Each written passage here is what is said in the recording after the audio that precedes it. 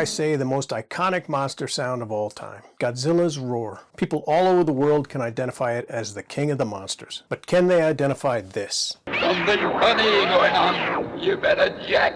If you can't, I understand, but that's also Godzilla. That just happens to be the first and only time he spoke English. That's right, that really happened. And if you don't know, I'm about to learn you. Godzilla, you can make it stop. For die-hard Godzilla fans, this is old news, so I'm not talking to you. This is for the casual Godzilla fan who likes the newer CGI version and haven't yet delved into the wackiness of the movies from the 60s and 70s. Godzilla was released in October of 1954, and he was a brutal killer of innocent Japanese people. But by 1964's Ghidorah, or Ghidorah, the three-headed monster, Godzilla had changed his ways. Instead of stomping on Tokyo, he was defending it. Throughout the rest of the 60s and 70s, Toho Studios cranked out a bunch of family-friendly movies where Godzilla battled bad guys like Hedorah, Gigan, Mechagodzilla, Megalon, and the previously mentioned Ghidorah, all to the delight of children not only in Japan, but all across the world. And I should know because I was one of them. I should mention here that besides being a lovable YouTube idiot, I happen to direct animated television programs. Probably some you've seen before. When Roland Emmerich made his crappy 1988 Godzilla movie, I happened to be working at Sony Animation, directing on a few shows there. I got the opportunity to fill in and direct one episode of Godzilla the Animated Series. Hey, I worked on that show too. It's nothing I'm particularly proud of, but if you look up Season 2's Episode 11, called The Twister, you'll see what I'm talking about. Anyway, going back to 1972, Toho released its 12th Godzilla movie entitled Godzilla vs. Gigan, sometimes known as Godzilla on Monster Island here in the US. In the movie, a manga artist gets a job to help design an amusement park, and he and his friends uncover a plot by his employers who are secretly alien cockroaches in human disguises to lure Ghidorah and Gigan to Earth and then take over the planet. Godzilla and Anguirus arrive to save the day. I have to add that the kaiju fight scenes during this stretch of films was usually pretty great. The movie's four-way battle was particularly bloody, even considering it was made for kids.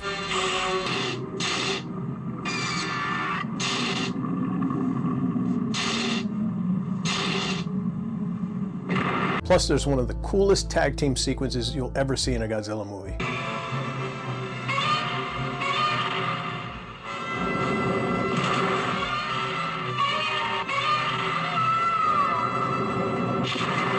Other than that, there's nothing really special about this movie besides the 2 points where Godzilla speaks actual words in English.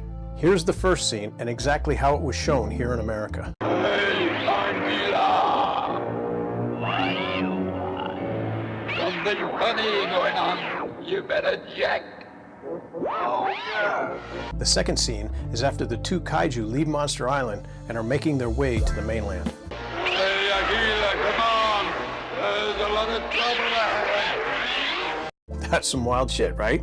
Now imagine me as an 8-year-old lying on my living room rug and nearly spitting out my Captain Crunch. Looking at these scenes as an adult, all I can say is why? What is the reason we needed to know what they were saying to one another? What was Toho thinking? The film would have been just fine without it. I needed to find out, so I dug around and found the Japanese version of the film, and instead of spoken words, it had some Grandmaster Flash scratches that sounded more like a reel-to-reel tape being fucked with. And on top of that, there were word balloons, manga word balloons. And if you remember, the main character, Genko, is a manga artist. It all finally made sense. It's still weird as shit, but I get it now. I have to say, it's still an odd choice to interpret those two particular scenes. In the final fight, there's a scene where Godzilla is discussing fight strategy with Anguirus, and we hear the same weird DJ scratching, but there's no on-screen translation. That would have been a little more apropos to see and hear a translation of what they were planning, as opposed to Godzilla telling Anguirus to move his fat ass. Twice. Ah, look at me, analyzing Godzilla vs. Gigan like it's Citizen Kane. But hey, that's what we do here at Hollywood Night Heat. And if you made it this far, congratulations. You're a weirdo like me. You might as well just subscribe so we can hang out some more. And leave a comment about Godzilla or anything else that's on your mind. We answer every one of them.